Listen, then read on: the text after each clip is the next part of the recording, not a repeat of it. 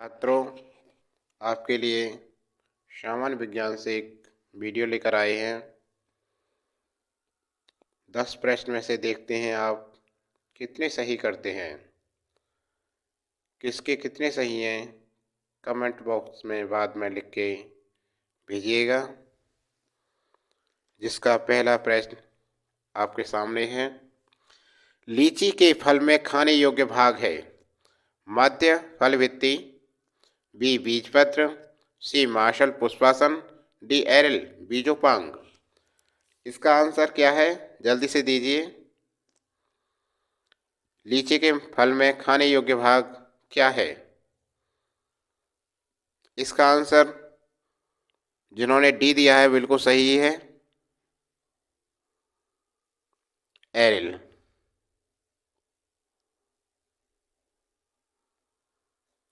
बीजोपांग, बीजोपांग।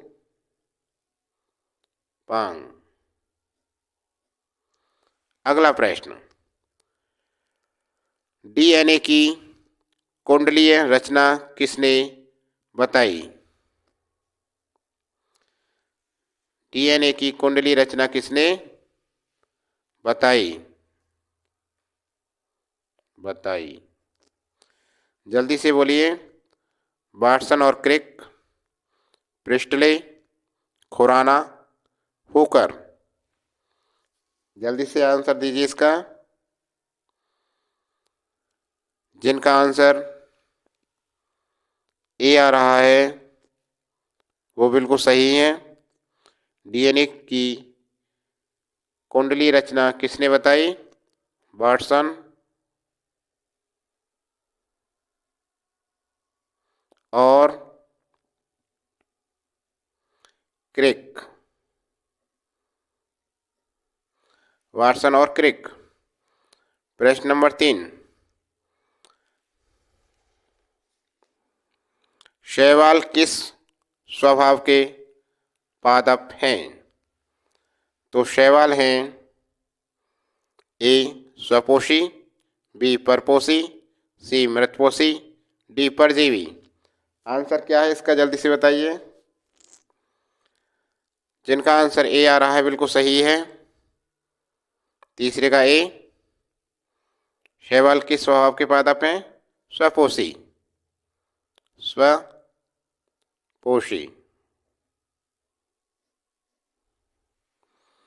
अगला प्रश्न नंबर 4। हरे पौधे महत्वपूर्ण हैं क्योंकि उनके बिना वर्षा नहीं होती, वे छाया देते हैं, वे भोजन उत्पादक हैं, वे पृथ्वी को ठंडा और हरा भरा रखते हैं। कौन सा ऑप्शन सही है, जल्दी से लिखिए। चौथे का हरे पौधे महत्वपूर्ण क्यों हैं, जल्दी से लिखिए। कौन सा ठीक है इसमें? चौथे का जिन्होंने सी दिया है बिल्कुल सही। इसलिए महत्वपूर्ण है क्योंकि वे भोजन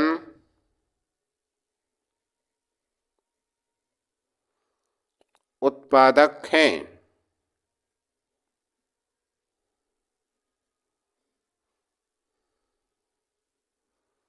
क्या हैं? वे भोजन उत्पादक हैं। अगला प्रश्न। अफीम प्राप्त की जाती है। अफीम किससे प्राप्त की जाती है? कॉफिया अरेबिका से, पेपेवर सोमनीफेरम से, ओराइजा स्टाइवा से, थियासाइनेंस से। जल्दी से आंसर दीजिए इसका। पांचवे का जिन्होंने बी दिया है बिल्कुल सही है।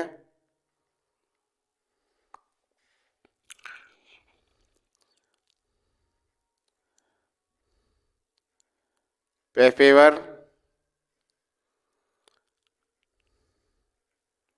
सोमनीफेरम से बिल्कुल सही है इसका बी। अगला प्रश्न 6। अगला प्रश्न देखिए। निम्न में से किस पौधे की पत्तियों की दोनों सतह पर रंध्र पाए जाते हैं? आलू, जई, लिली, सेब। कौन सा सही है? जल्दी से लिखिए, आंसर भेजिए कमेंट बॉक्स में लिखकर।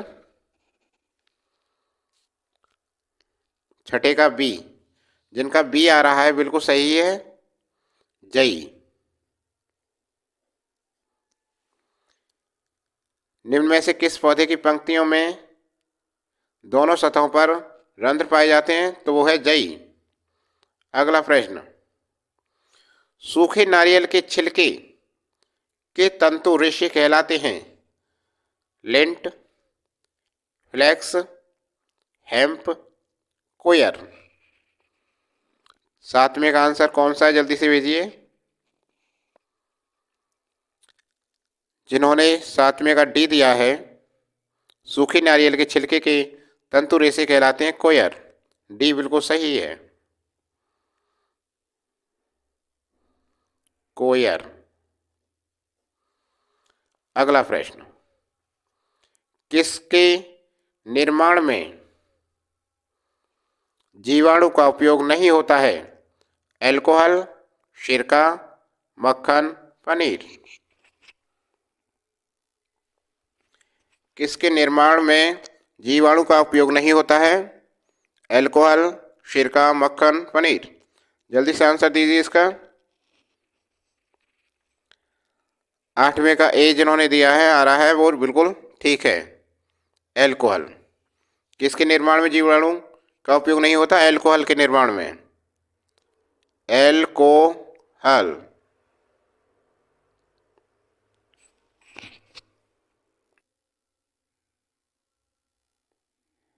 आगे देखिए अब अगला प्रश्न, प्रश्न नंबर 9।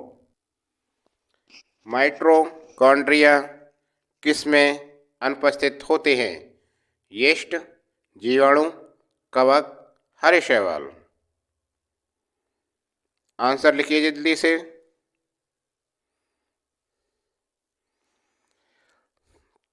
जिन्होंने बी किया है बिल्कुल सही है, जीवाणु, जीवाणु बिल्कुल सही है। अगला प्रश्न 10, जीवित जीवाश्म किसे कहते हैं? Pinus, cycas, fern, moss. जीवित जीवाश्म किसे कहते हैं? जल्दी से जल्दी। जिन्होंने बी लिखा है बिल्कुल सही है उनका, शाइकस, शाइकस। आज बस इतने ही 10 क्वेश्चन हैं।